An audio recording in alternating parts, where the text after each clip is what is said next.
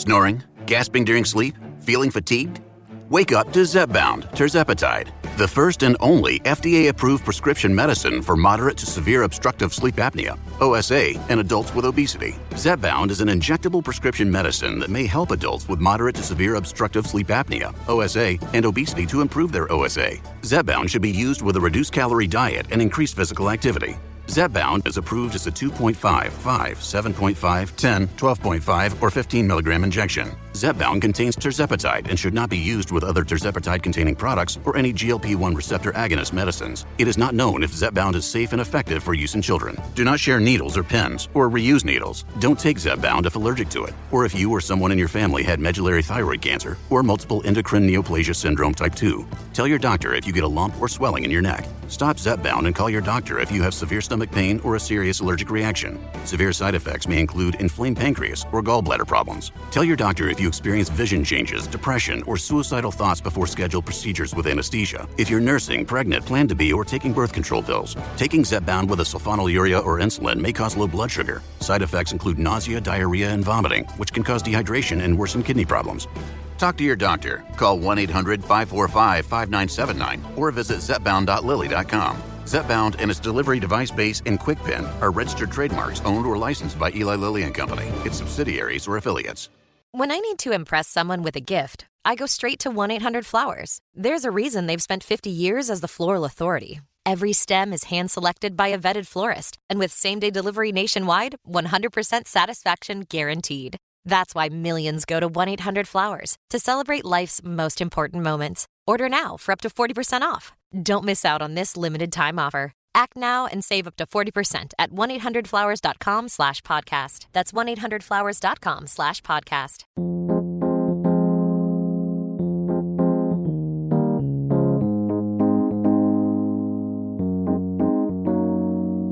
When most brewers think or talk about yeast pitch rate, it's typically in regards to under-pitching, as this has been associated with several fermentation problems, and until recently, most commercially available yeast packs included fewer cells than is recommended for a healthy fermentation. However, there are also similar claims about over-pitching or fermenting with more than the recommended amount of yeast cells. This is the Brülosophy podcast. I'm your host, Marshall Schott, and today I'm joined by contributor Martin Keene to chat about a somewhat controversial method that basically disregards these concerns, as it involves transferring wort directly onto the entire yeast cake left over from a prior batch. Yes, I heard about this at my homebrew club meeting, and one of the guys was telling me that he had basically 3 kegs. One was his lager keg, his ale keg, and his Belgian keg. And all he would do was he would drink the beer from the kegs, and when the kegs got done, and he fermented in these kegs too, he would just tip in more wort and then let it ferment again. And he'd been through, like a dozen batches through each one of these kegs. And I'm just thinking, the overpitch on this must be insane. So that was why I was very curious to try this out myself. Yeah, the overpitch, we'll get into that later in the show. It is insane. I've actually got a decent amount of experience with fermenting on yeast cakes. It's something that I've kind of waffled back and forth on a bit over the years, so I have a feeling this is going to be an interesting conversation, and I definitely look forward to hearing about the experiment that you performed on the topic, Martin. All right, if you're a fan of this show and you'd like to receive a reward for helping us to keep it going, please consider becoming a patron of Brülosophy over at patreon.com/Brülosophy, where you make a small pledge and receive rewards like access to unpublished contributor recipes, unique perks from YakimaValleyHops.com, and an invitation to either a monthly live brew day with a Brülosophy contributor or a Q&A session with somebody in the brewing world.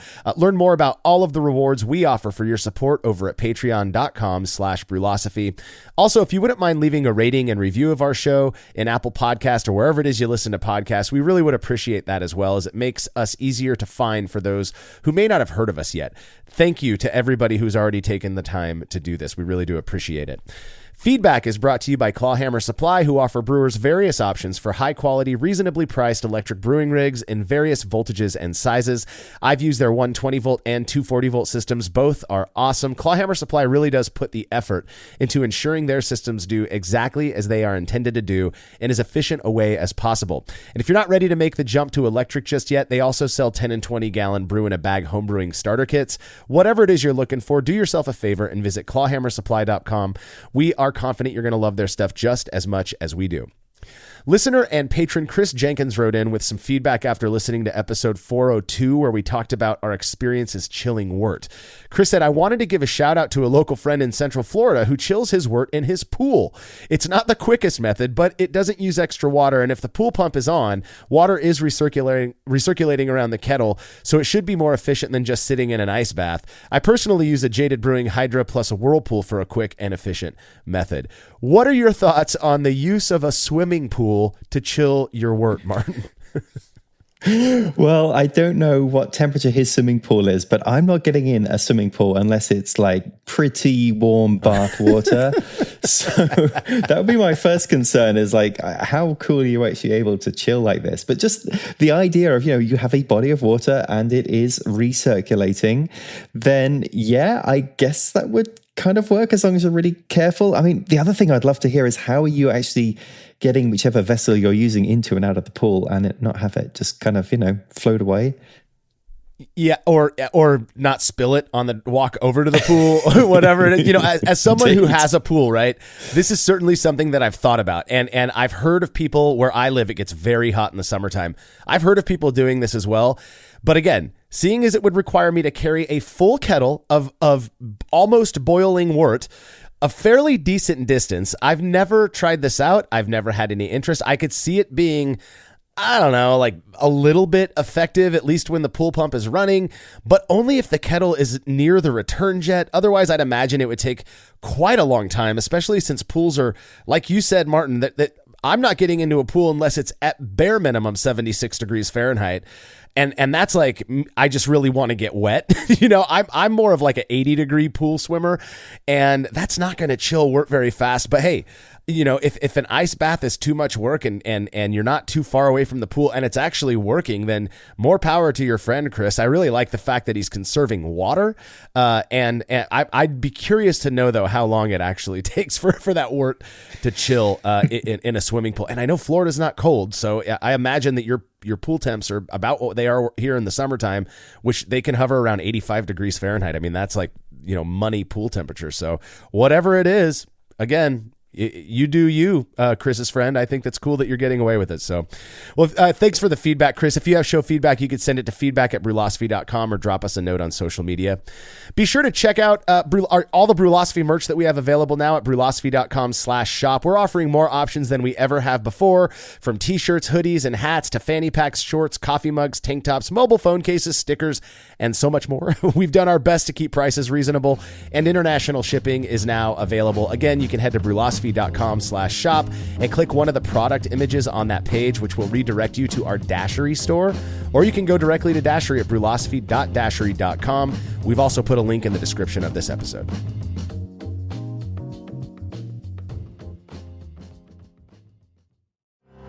Imagine you're a business owner relying on a dozen different software programs. Each one is expensive, overly complicated, and worst of all, none of them are connected. It can be incredibly stressful, right? Now, picture Odoo. CRM, accounting, inventory, manufacturing, marketing, HR, and more.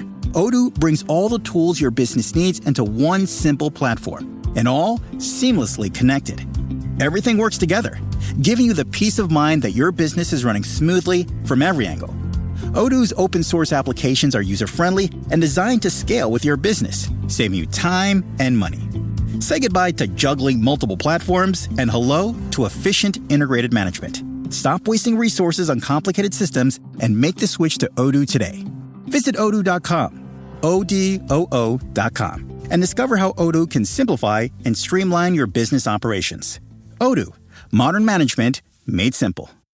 Shipping, billing, admin, payroll, marketing. You're managing all the things, so why waste time sending important documents the old-fashioned way?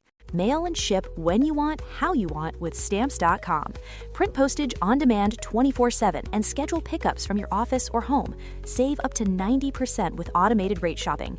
That's why over 1 million small businesses trust Stamps.com. Go to Stamps.com and use code PODCAST to try Stamps.com risk-free for 60 days.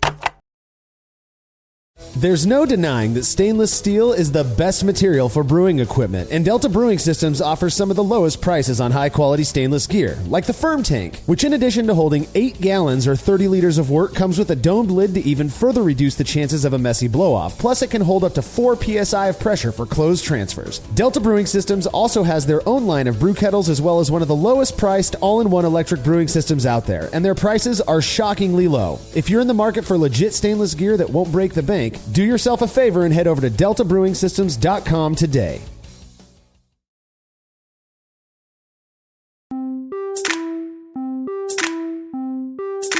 I made the switch from extract to all grain all the way back in 2010, which also marked my obsessive participation in the various online homebrewing forums of the time.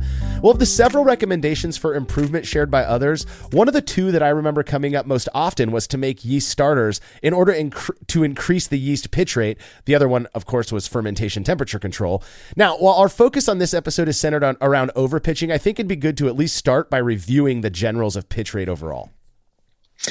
Yes, yeast starters. I used to make these religiously when I first started brewing because I heard exactly the same thing as you, Marshall, that this was one of the most important things you could do. And I kept doing it right up until I ended up shattering an Erlenmeyer flask over a naked flame. Like it literally exploded. And after that, I ended up not doing too many yeast starters after that. Understandably, good Lord. Yeah, but we're basically essentially talking here about pitch rate, right? And pitch rate referring to the number of living yeast cells that are added to a volume of wort. And there's particular guidance around how many yeast cells you need for a given beer. Now, the pitch rates are typically split between ale and lager, and there's different calculations for the two. But if you just take an ale, then you would expect something like 0.75 million cells per milliliter per degrees Plato, which for a 5-gallon batch of like a mid beer of, let's say, 1050 OG, that's somewhere in the region of 175 to 180 billion yeast cells. So if you want to add the right number of yeast cells, then you need about 175 to 180 billion. If you are making a batch size that is different to 5 gallons, or your OG is significantly higher or lower, then you need to recalculate. But that's sort of a good rule of thumb. And that's kind of a handy number because a lot of yeast packets like those we use from Imperial Yeast, they have about 200 billion yeast cells in when they're at their most viable. So you can kind of figure out that, one packet is probably about right for your beer.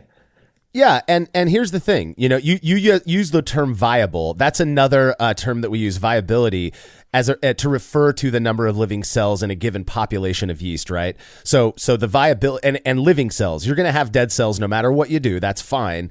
You don't want to overdo that, and we'll talk about why here as we get into underpitching. But like you said, modern yeast packets, and I actually think that Y Yeast and White Labs have upped the viability of their pouches as well, probably in response to all of these modern yeast labs like Imperial Yeast, who are marketing their yeast pouches as having enough yeast in it for a standard batch of ale at the very least, at 200 billion cells. It used to be though, and this is why you and I both religiously made yeast starters, and pretty much everybody that I knew who was brewing good beer back in the day. I had a friend who actually plated out several vials. He got a bunch of vials from our local homebrew shop, and he plated out and actually did cell counts of White Labs vials back when they were doing vials. That's a while ago. Those would have anywhere between like 60 to 80 billion cells is all, not even 100, which was what they would start with. And that's fine, but for us, that was such an underpitch that, hey, if we can improve the quality of our beer, or at the very least reduce the risk of having the issues associated with underpitching, let's just make a quick yeast starter, a viability starter, to improve the viability, to increase that cell count, so that again, when we pitch that yeast, we have a little bit more confidence that it's going to do what we want it to do without producing off flavors. Now, the issue really comes into play, and I would contend nowadays, even with these higher viability yeast pouches that we have, when you're making lagers, at least lagers that that are cold fermented, right? The temperature of that fermentation comes down, you're putting more stress on those yeast, and so increased viability kind of makes up for that. So whereas ales, like you said, Martin, are 0.75 milliliters, a million cells per milliliter per degree Plato, lagers double that. You need, and that, I mean, the recommendation is exactly double. It's 1.5 million cells per milliliter per degree Plato. So for a 5-gallon batch of that 1050 simple OG, that simple 1050 OG beer, if it's a lager, you're looking at between 350 and 360 billion cells compared to that 175 to 180 billion cells, which is more than what you're getting even in the freshest pouch of imperial yeast, right? So it is definitely something to consider when you're making those lagers like that. Yeah, exactly. So you can end up buying quite a lot of packets of yeast, particularly if you're going with a high gravity beer and a high gravity lager in particular. I mean, I think the yeast packets I've ever bought for a single 5-gallon batch was 4 when I was making a high gravity Belgian beer, I think. And that gets expensive. So I bought that many because we just decided to brew that same day and had not done a yeast starter and so forth. But yeah, it gets expensive to do. So let's assume that you actually want to make a yeast starter. Well, the best way to do that is just to kind of use a calculator. So there's basically 3 variables. There's is it an ale or is it a lager? Because lager needs double. There's what is the gravity of the beer that you're going to brew, the original gravity. And then that third element, which is how much yeast are you starting with? And, this is going to be the estimate part of the calculation, because you will not know how many actual viable cells are in there unless you want to count from 1 to 100 billion under a microscope or something. So we are sort of guessing from that, but there are calculators that can take into account the date of the yeast. So if the yeast actually says when it was initially packaged, you can then kind of work backwards from there to see an estimate of of how many billion yeast cells are actually still going to be viable. But even that is still just an estimate, and it is highly variable on factors like how was that yeast packet stored? Was it kept in the fridge the whole time and so forth? Did it get shipped by mail, and was it particularly hot that time, and things like that? So it's all a bit of a guess, but with those 3 factors, you will be building a yeast starter, and no matter what, the outcome is you're going to end up with more viable yeast cells than you started with if you've been down that route. Yeah, exactly. And so the reason, again, the focus of this episode and the experiment that you performed is on overpitching. We're going to get to that, but I feel like underpitching gets most of the focus when it comes to concerns related to fermentation and the amount of yeast that's being pitched. So real quick, some of the issues associated with underpitching, these are things that everyone listening is likely very well aware of. The first one is increased lag. That lag phase, just meaning the time between you pitching the yeast and it becoming active in that wort. It has to, become accustomed to the wort that you're pitching it into. Well, what can happen during the time between, pitching the yeast and it actually going to work? That is prime time for contamination, for any microbes that may have, encountered your beer to take hold before that yeast does. And that yeast, our hope is always that it outcompetes anything else that came into contact with it. So the less lag there is, the better. The more confident we can be, again, that our yeast is the thing that's doing all of the work and not the other stuff. So that's a big benefit to pitching the right amount of yeast. Another issue, obviously, is sluggish fermentation. Just that really slow. It just doesn't seem like it's doing what we want it to do. And again, that can increase the risk for contamination. It can lead to several other off flavors we're going to talk about here in a second. Kind of a byproduct of a sluggish fermentation would be a stalled fermentation, which I've only had that happen a couple of times. I will tell I think I've told the story before, about my intentional massive underpitch I was testing out here in a sec.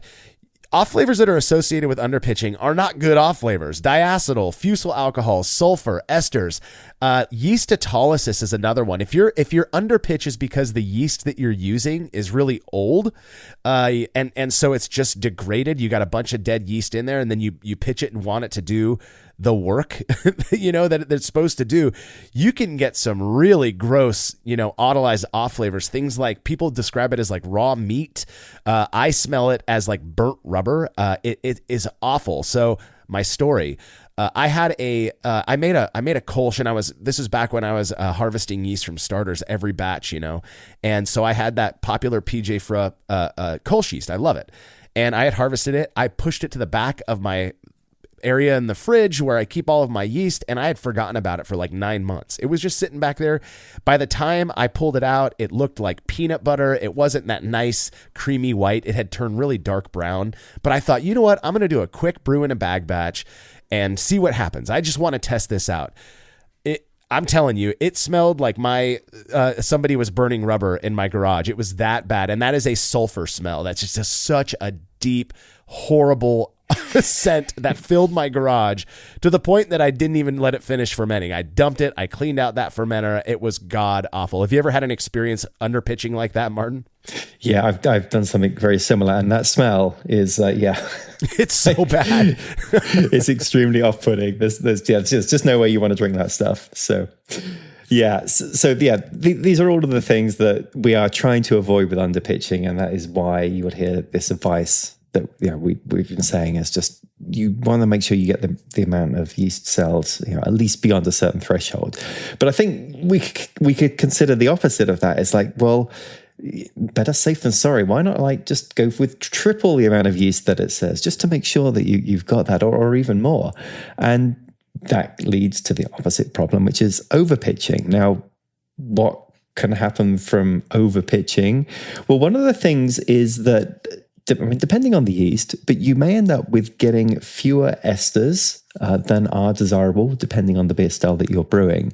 And that's because the esters typically are generated during the growth phase. So that's when the yeast are actively reproducing, when they're competing for nutrients and so forth. So if you're massively overpitching the amount of yeast, they do not have to divide and grow as often as yeast that, if we're starting with a much smaller amount of yeast in the wort, and that will just lead potentially to a lot less ester development. The other kind of things you can get are sort of yeasty flavors. I've definitely experienced this with overpitched yeast in a beer, and then also a bit of a thin body potentially, just because if you have that many yeast cells in your wort, they are going to be extremely efficient at kind of chewing through all of the available sugars in that wort, and potentially you might end up with a more complete fermentation than you would have if you had gone back to a sort of a regular pitching or even underpitched. And that can just lead to a bit of a thin body that, there's, all of the sugars are gone out of that beer. There's nothing left. So it will just be a little bit of a flat beer from overpitching. So certainly the underpitching, I would say, could lead to a much worse kind of undrinkable beer. Overpitching, though, does have its own concerns. Well, yeah, and that's kind of the thing that I remember from back when I was learning about yeast pitch rates and all of that, is that I think I even heard Jamil say it on an episode of Brew Strong or something, that if you had to pick one or the other, go with overpitching every time, because the off flavors or the potential issues with overpitching just aren't as offensive as the ones that you can get from underpitching, but that there's still value in pitching the recommended amount of yeast. And I don't know, I'm not a yeast historian. I sometimes wonder where they came up with 0.75 million cells, per milliliter per degree Plato. Like that's a very specific, a calculation in my opinion, but it works. And that's probably how they settled on it over, iteration after iteration, and they're doing it. And you know what, this seems to work for ale. So whatever, or lagers and ales. But the concerns with overpitching, I'll be honest, the first time I ever seriously overpitched, it was doing what we're going to move into now. It was pitching on a yeast cake, but I did it. My whole goal was it was actually Tiny Bottom Pale Ale. I invented that recipe just as a way to propagate yeast that I could then pitch a double IPA wort on. And I read about that on some homebrew forum, 15 years ago or whatever, and thought that was a good idea. Didn't have any concerns about overpitching, and thankfully the double IPA turned out great. I didn't do a comparison. I don't remember, it having a thin body or yeasty flavors or anything like that. But it was only after I did that I started going, wow, this really worked. I'm going to learn more about it. And then I started hearing more, people talking about or reading about people talking about the issues, associated with pitching too much yeast, particularly, as it pertains to fermenting on a yeast cake. It is, of the, all of the ills that we're going to talk about with doing that, it is one of the most convenient methods for fermenting, in my opinion, because you've already got the yeast in there. And especially if you're taking, that yeast from a freshly kegged beer, that is viable yeast. And we're talking viability, something along the lines. I was doing some calculations and I found that somebody else had already done it for me. You can have anywhere from 1.5 to 3 trillion yeast cells in an entire yeast cake that just freshly fermented another batch of beer. That is a massive overpitch. We're talking 4 times the recommended pitch rate, or more even, which to me, you're like, okay, that's a lot of yeast. We're not going to have any issues, but maybe, again, there are these issues that are purported to come from overpitching like that. Right. And to be clear, there are many ways that you can reuse yeast from one batch into another batch. And I've probably tried quite a lot of them. Like I have a conical fermenter where you can basically just sort of take out the yeast at the bottom without disturbing the beer on the top. And then, you take like a mason jar's worth with that. You can go through all sorts of kind of yeast washing stages like that as well to make sure that you really just have this clean yeast at the end of it.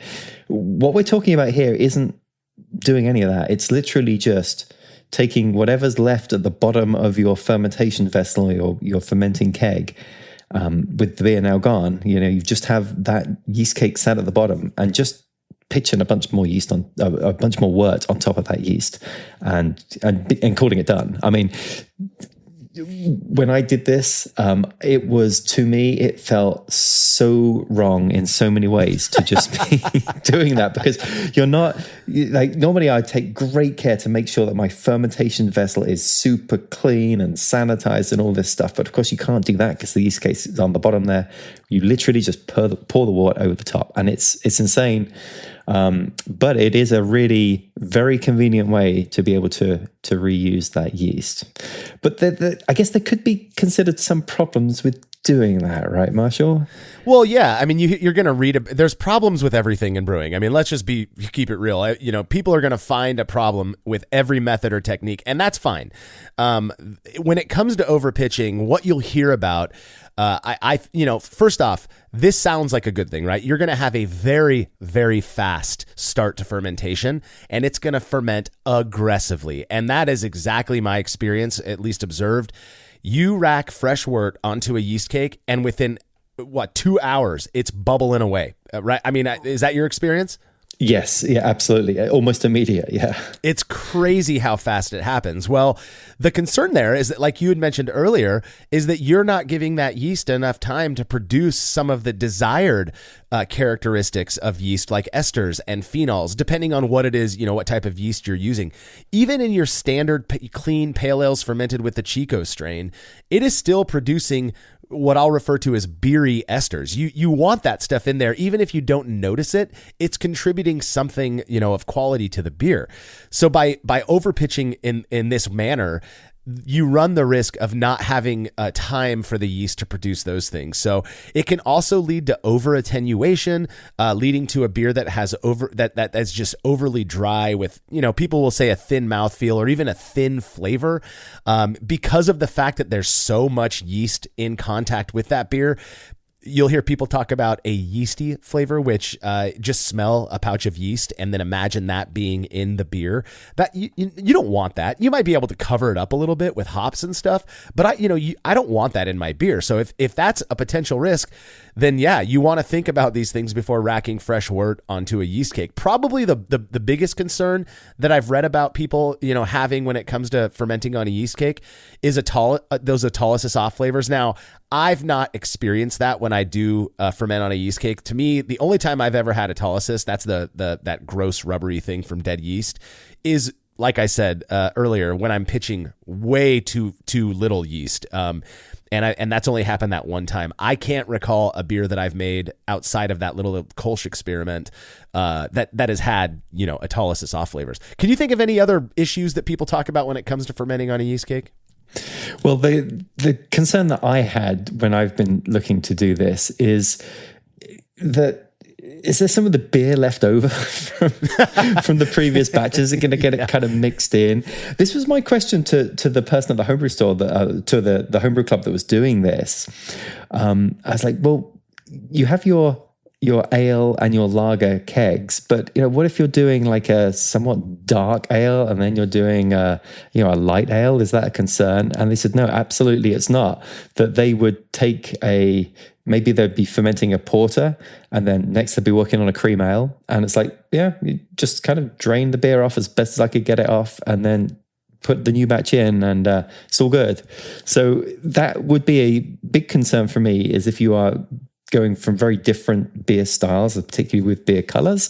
But at least in the experience of the person who I spoke to who did it, that wasn't a concern for them at all.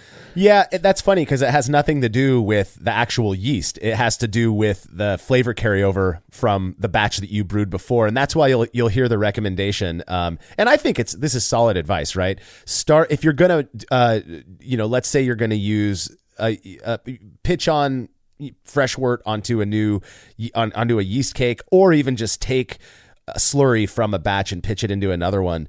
The recommendation usually is start with a pale, not very hoppy beer, and then as you progress with subsequent batches, that's when you want to start adding your hops, maybe more color malts, roasted grains. Basically go from less flavorful and characterful to more flavorful and characterful, or higher OG as well. Because as you do that higher OG wort is going to benefit from that higher pitch rate as well. So again, just different methods for approaching, reusing yeast in this way. I had that concern as well. Again, I have not experienced when pitching on a yeast cake. I've only done it like 6 or 7 times. I don't pick up any flavor carryover from the prior batch, but I was certainly, wondered if that might happen. If I'm making a lager though, and that is going to be even more of a concern just because they're so much more delicate. I hate that word, but they're more delicate than most of the ales that we're making. And one of my favorite lagers is Vienna lager, which is what you brewed for the experiment we're going to talk about in the next segment. Now, the BJCP provides the following description of Vienna lager. They say it's a moderate strength continental amber lager with a soft, smooth maltiness and a balanced moderate bitterness, yet finishing relatively dry. The malt flavor is clean, bready, rich, and somewhat toasty, with an elegant impression derived from quality base malts and process, not specialty malts or adjuncts. I love Vienna lager. And to me, if you're pitching onto a yeast cake and there's these issues that can come from doing that, you're going to be able to pick it up in a style like Vienna lager. Is that the same thought process you had when designing this experiment? Yeah, that's exactly it. And also to go to the other point you made of just sort of, you start with something that's not too hoppy and maybe a bit lighter in color. And then if we're going to reuse that yeast cake, have something that's a little bit darker in color. That was the idea, because what I ended up using was a Hop Chronicles pale lager as the basis for the original beer, and then when that was finished, that was the yeast cake I ended up using. So I thought something that's just a touch darker than that on the SRM, not an awful lot. So Vienna lager would be nice, and also just that I'm very familiar with Vienna lager because, like you, I absolutely love this style. So I felt like I could be pretty sensitive to any changes that this might introduce. So that was really my reason for picking it. Yeah. And again, we already talked about the potential downsides to pitching on a yeast cake. Again, with a Vienna lager, I would imagine you're going to taste it. You look at it, it's an amber beer. But it's not like in your face amber beer. It is a nice, light, delicate, just somewhat malty, but not overly so style of lager that is absolutely delicious. Now, like I said earlier, I have racked fresh wort onto yeast cakes a number of times, 6 or 7 times by my memory. But I've only ever done it when making higher strength ales as the subsequent batch. That said, given the commonly accepted ideas about lager pitch rates, it seems like a solid plan for such styles, right? But only if it doesn't lead to a lower quality beer. Well, Martin, that's exactly what you aim to find out in a recent experiment. We're going to get to those results when we're back from this break.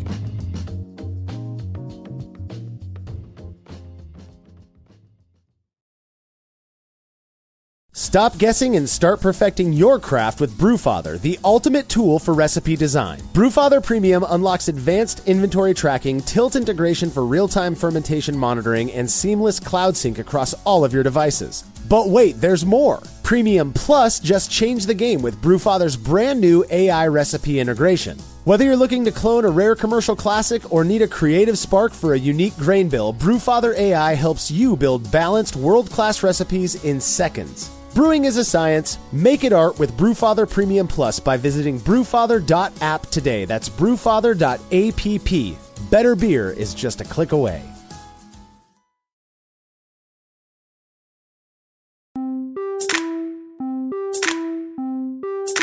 Vienna Lager is such a great style of beer, balancing a notable malty richness with the quintessential crisp, dry, and crushable characteristics of a lager, characteristics that could be impacted by a massive overpitch. Martin, tell us about the experiment you performed to test this one out. Yeah, so I needed 10 gallons of wort basically to do this experiment, because I was going to split this across 2 kegs, one of which was going to have the yeast cake already in it and the other would be a clean keg. So I'm starting with needing 10 gallons of beer, and because this was just going to be split between those 2 fermentation vessels, I just brewed it all together as one 10-gallon batch. Now, in terms of the recipe for this, I mean, I always like to go with a pretty simple recipe for Vienna Lager. I ended up going with 98% Vienna malt and then just 2% pale chocolate malt for color. I think equally you could have probably just done 100% Vienna malt for this as well. Marshall, do you have a preference on recipes for Vienna Lager? That's my recipe, Martin. 98% Vienna malt, 2% pale chocolate. To me, I know that the BJCP says what they say about no specialty malts, yada, yada. That's fine. That 2% pale chocolate just adds this whisper of nuttiness, and it's not in your face. You almost don't notice it, but it also contributes a really nice, in my experience, kind of orange color. That is absolutely delectable in my opinion. So that's my go-to recipe as well. Okay, that's where I got it from. I couldn't remember why I went with 2% pale chocolate. Okay, so then, in terms of brew day, super simple brew day. I was just a single infusion mash at 152 Fahrenheit, 67 Celsius, mashed for an hour. When the mash was complete, that's when I removed my grains. I boiled the wort for 60 minutes, just 2 hop additions, and that was at 60 minutes to add 20 grams of Magnum. And keep in mind, this was a 10-gallon batch of wort. And then at 10 minutes, I just wanted to throw in a noble hop, and I went with Tettnang.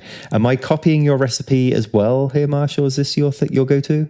Well, my go-to hop for most of my German-style lagers nowadays is Tettnang. So I don't know if I think I have a 30-minute edition or a 25-minute edition as well, and I might move that 10-minute edition down to either 5 or 2 minutes, just because I really, really love Tettnang. It's my favorite noble hop, one of my top 3 favorite hops of all time. But this is, you could tell it was loosely inspired by my recipe.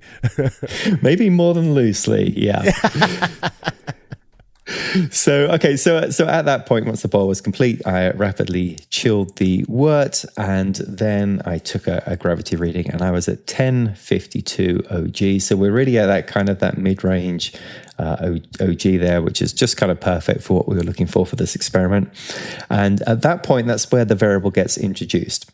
So I decided that these beers would both be keg fermented, which is a process I've done many times.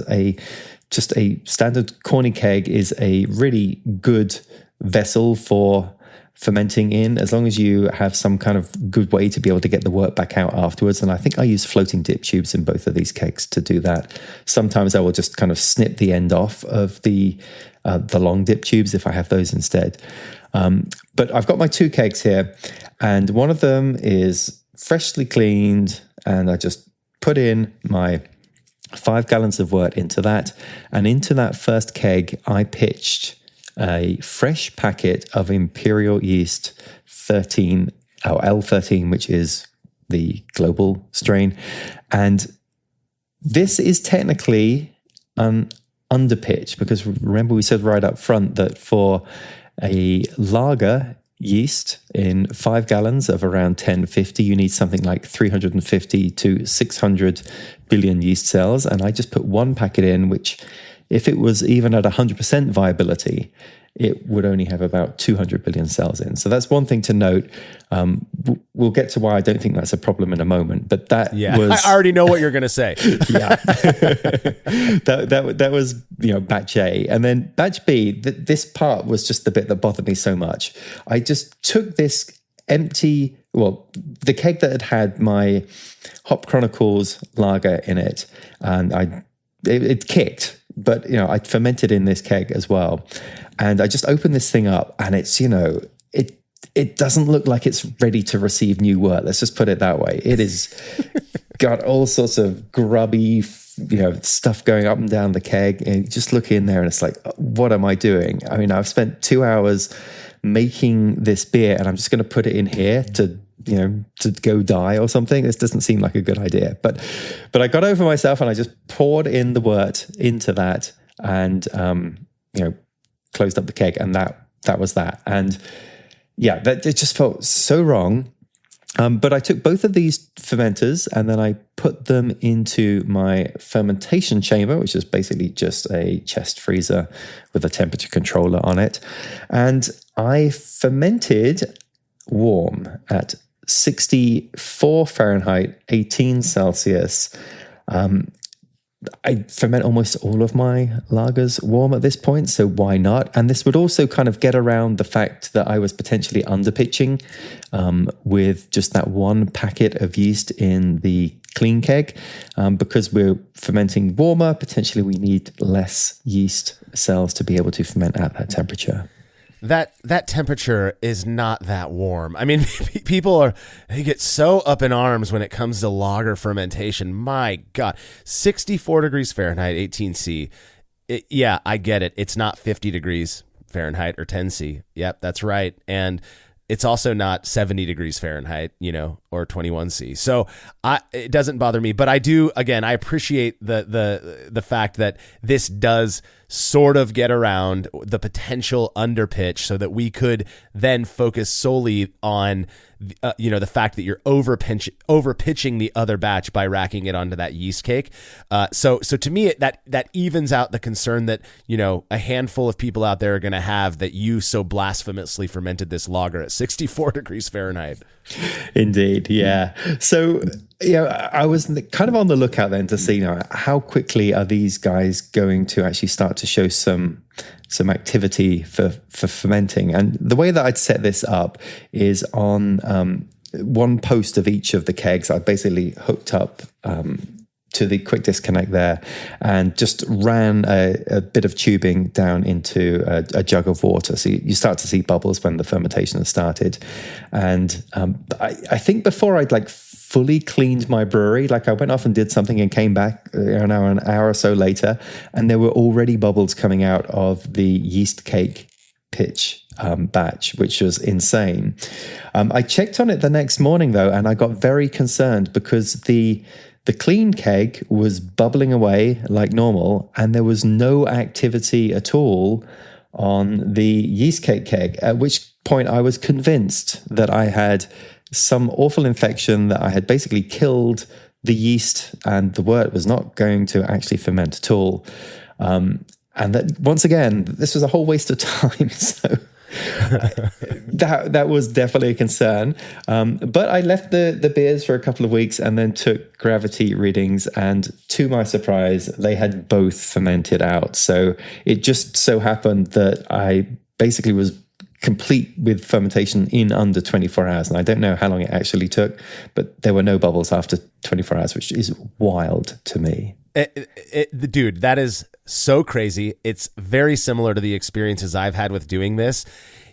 we tend to look at fermentation when we're doing it the normal way as kind of a 3 to 5 day period, maybe even a little bit longer, depending on, how strong your wort is or that the beer is going to be. You pitch onto a yeast cake and that yeast is ready to go. It gets in there and it gets out of the way, and it can be done in a matter of, 12 to 24 hours. It is crazy.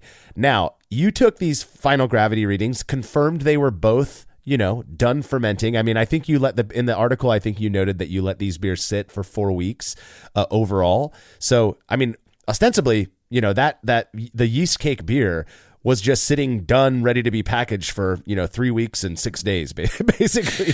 The wild part to me, and I don't know if I can make sense of this, is the difference in final gravity readings. Correct me if I'm wrong. The yeast cake batch was you measured to be at 1008 FG, which is great for a Vienna lager. I mean, that's nice and dry, and that's kind of what I would expect. I'm sorry, that's the yeast cake batch. The direct pitch one was at 1005. That's great. Why was the yeast cake batch higher, 3 points higher?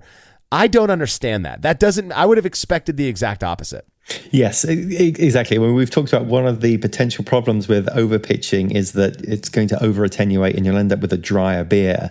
And in fact, there were 3 gravity points less attenuation with the yeast cake batch. So I just wonder if the fact that this was so rapid, the fermentation was so quick, that it just kind of flamed out. I don't know why there is that difference. I would expect them either to be the same or for the direct pitch to have a smaller attenuation number. So yeah, completely puzzled by that. It wasn't what I was expecting.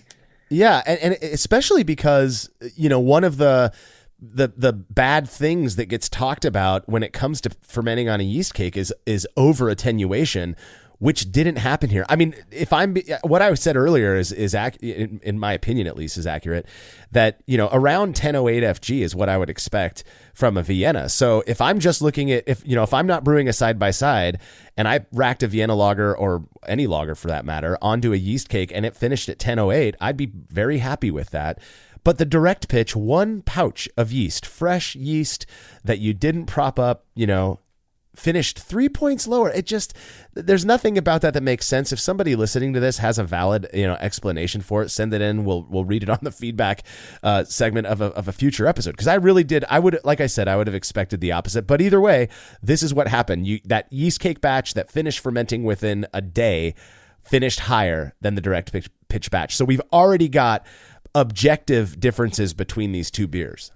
Yeah, I mean it's a small amount. I feel like if this were the only difference between the beers, that nobody would be able to detect. No way. 0.003 difference in gravity. But yeah, it was definitely a surprise to see that, because I was expecting the opposite. I ended up like double checking things. It's like, this is not right, but that's what we got. So at that point, I cold crushed both of the beers overnight. Then I pressure transferred them to 2 new kegs, so the beer was not left sat on those yeast cakes, or I guess they both had yeast cakes at that point. Then I connected to gas and performed force carb of those beers, and left the beers for another few weeks. I think the entire process took about 7 weeks, so 4 weeks to ferment. In air quotes there, and then 3 weeks left to lager, at which point those beers were then ready to serve. Okay, so I'm looking at the pictures of these beers right now, and to my eyes, they look, identical. It looks like maybe there's a difference in lighting. I'm not sure I would expect to see much of a difference based on the variable here, but I'm getting like a copper colored beer with moderate haze. That can happen sometimes. You didn't find these with gelatin or anything, so they both have a nice fluffy cap of foam on the top. Did you in person? Did you notice any differences in the way these looked? No. Visually, these two were absolutely identical. They both came out looking great. I think that 2% pale chocolate, that was the little tipping point there to get them looking absolutely crushable. Well, you're welcome for that. That 2% pale chocolate, I'm telling you, it's magic. And you actually do taste it, even though it's that tiny of an amount. It's really good stuff. So, all right. So one of the things that we like to do in in these experiments, we talk about it every experiment episode like this, is a series of semi-blind triangle tests that we do for ourselves. And the idea behind this is to offer those out there who think that, awareness of the variable could help us in our, if all of our tasters weren't blind to the variable, maybe they'd be able to isolate the differences between the beers better. And so we decided to integrate just a personal version of that so that we could keep our tasters blind. And the way we do this, we just do 5 triangle tests that somebody else serves us, our kids, our spouse, a friend, whatever it might be. And in this case, out of the 5 semi-blind triangle test attempts that you did, how many did you get right? Well, yeah, look, these semi-blind triangle tests, they are so hard. Like a triangle test is hard. When you then do it 5 times, it's extra hard because you just messes with your brain. You want to pick these things out. You know what the variable is going, and it's super hard. I always struggle with these. And on this one, it was a piece of cake. I got this right every time. And I didn't even need to taste the beers to be able to distinguish them. I could pick it up on just aroma alone. Yeah. When it's that, like I said, or like you said, the triangle tests are very intentionally not easy, particularly when the variable is something that, is kind of assumed to have an impact, but may not. So it does. So, the beers are very, very similar anyways. That can make the triangle test much more difficult. In this case, the fact that you got all 5 of your attempts right is starting to send a message, right? Where, this over pitching or at least racking on a Vienna lager onto a yeast cake for you by your senses really did seem to have an impact. Now, that's just you. So we served these beers, you served these beers to 20 participants who had no idea what the variable was. Out of those 20, 11 would have to identify the unique sample in order for us to say with any amount of confidence that it really does seem that the, fermenting on a yeast cake did have a meaningful impact on this lager. And in the end, how many out of those 20 actually chose the unique sample? Well, yeah, we needed 11 and we got 12. So 60%. And that counts as a significant result. So tasters could reliably tell these beers apart as well. It wasn't just me. This is not, I did not expect this result when you were designing this experiment, which we do together. We talk about these things, beforehand. I fully expected, just based on my own anecdotal experiences, for this one to return a non-significant result, and people would read it and be like, great, we can, ferment lagers on yeast cakes, and that's a good way to get around this. But that wasn't the case. Tasters could tell a difference between these beers, at least enough tasters, again, for us to be able to say that, the fact that they could do this could be explained more by a real difference than it could be random guessing. And that could happen as well. False positives are a thing. That's just randomness. In this case, though, it really did seem, when you combine it with the fact that you got all 5 of your triangle tests right, it really does seem like the beer that was fermented on a yeast cake was different than the one that was fermented with a fresh pitch of yeast. Kind of an aha moment for me. It really had me rethinking how I might approach this technique in the future. How would you describe, we don't ask tasters, after they take the triangle test to describe what it was they tasted or whatever, but how would you describe the differences between these beers? Yeah, the differences were so stark that, by the 3rd or 4th triangle test for myself, I was not just saying, oh, this one's the odd one out. I would just give them a sniff and I'd be like, okay, that one is the direct pitch. That one is the yeast cake. And I was right with those every time as well. So I could even identify which batch was which. And for me, I'm not really sure how to describe that aroma, but it was this kind of slight odd off flavor that I was getting, kind of stale aroma I would get off these beers. So I could identify it just by the smell alone. But also when I was tasting the beers, the yeast cake beer definitely had a thinner mouthfeel. It was a less satisfying drink, which again didn't make a lot of sense looking at the numbers, because the direct pitch actually attenuated lower, so it was technically the thinner beer. But I much preferred the direct pitch over the yeast cake beer, and the difference was quite stark in the taste as well. So interesting. So one of the things that we do on experiments that are significant is we Well, the way the survey is set up is after a person completes the triangle test portion, they're directed to a preference question that asks them to compare just two of the beers. Now, we serve these beers in the triangle test in colored cups. So when I have the survey set up such that when a person is wrong on the triangle test, it asks them to pick a preference between the two beers that are similar. I just do that for fun. And then for the people who, because I'm a jerk, I know, the people who get the triangle test, correct, pick the odd beer out, they actually are asked to compare the two beers that are different and pick one that they prefer. Now the options are, I like yeast beer A, I like beer B. I don't notice much of a difference between these beers, actually, like they're admitting that. And there's an option for, I perceive a difference, but I don't really have a preference. They're both fine. So those are the four options we give them. So out of the 12 people who got the triangle test correct, right, just those ones, 4 of them said that they preferred the beer fermented with on the yeast cake. Another 4, an identical amount, said that they liked the beer fermented with the direct pitch of yeast more. 2 people had no preference despite noticing a difference, and 1 person just admitted to not perceiving much of a difference between the beers at all. No, you can't just ditch their data. That's not how this works. But I think it's fascinating that while you had a preference for the direct pitch beer, basically half of the tasters who had a preference liked the one fermented on the yeast cake, and the other ones liked the same amount, liked the direct pitch beer. That just proves again yet the subjectivity of preference, in my opinion.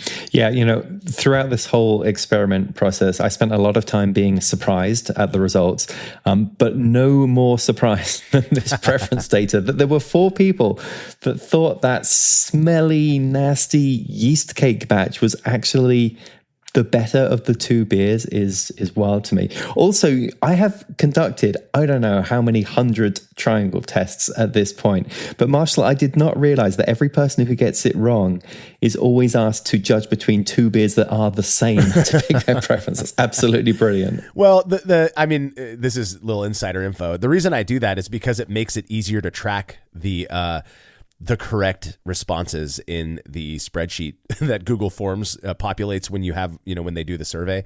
It's not, I don't ever go and look at that. I've looked at the data, but it's meaningless, right? People are going to pick a preference because they think that they're right on the triangle test. That's fine, it's meaningless, but in my experience, almost always people do have a preference. If it's just left with the red and the green cup and it's the same beer in both cups, and people will sometimes tell me they have a strong preference for one over the other, which is pretty wild. The psychology of taste and the convictions that people have. I remember when I first started Brülosophy and I started doing these triangle tests, I was leaning heavily on a group of brewing friends from my club that we had formed a really good friendship, and it was this group, and they started making fun of me at first, like, oh, here he comes doing the science stuff again.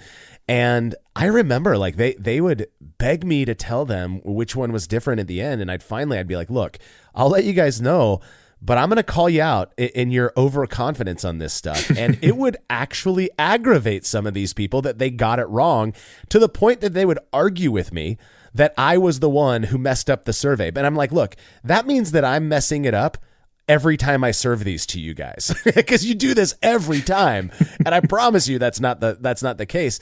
In this scenario, I mean, again, it was significant. So if it was my friends, maybe they would have been some of the few who got it right and were able to perceive a difference.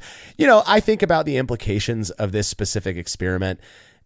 In essence, all we can say is that fermenting a Vienna lager on a yeast cake from a prior batch appeared to have a perceptible impact. But for me, I've done other experiments that could be, I guess you could kind of contend that it's similar to this. I did a trube experiment where I didn't rack it onto a yeast cake, but a lot of the stuff that's left over in a yeast cake is going to be trube of some sort, the proteins and all that stuff.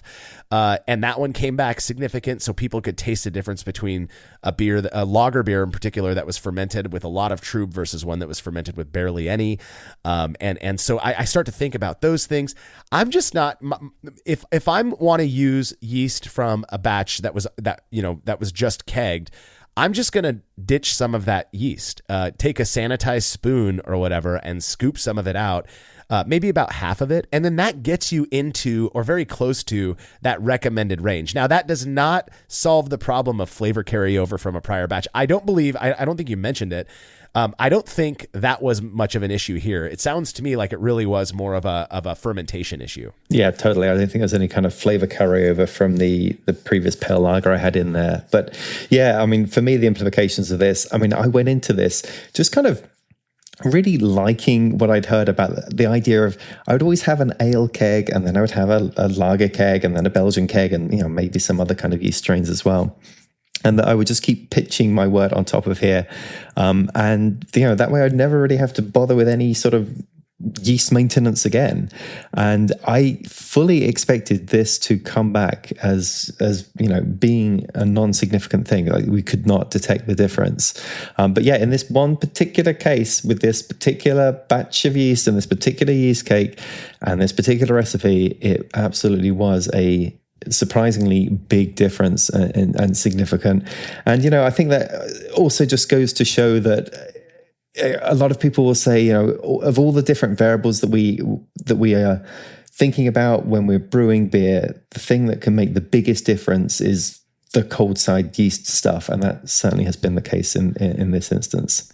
Yeah, fascinating result. I love experiments like this, and it just, is it going to happen with every single beer? Could we replicate this over and over and over again? Maybe not, but I do think that this adds to, the knowledge that we have out there, and just think about what you're doing, think about what you're brewing before you start racking onto a yeast cake. Again, 4 of the people thought that was the better beer. So you might be one of those people as well. And if you are, more power to you. Keep doing it because it is very, very convenient. We got a couple of reader comments I'm going to get to. The first one comes from somebody who refers to themselves as the would-be brewmaster, who says, when you overpitch, the yeast doesn't create as many new cells. This is an issue in commercial brewing where yeast is repitched more frequently and for more generations than in home brewing. In my experience, batches where I overpitch don't flocculate as well and sometimes have a yeasty off flavor. I have much better results using a calculator and measuring the amount of slurry to repitch. I did wonder, this is a good comment, because I did wonder when looking at that, what I mentioned in the first segment about there being like 1.5 to 3 trillion yeast cells in a yeast cake.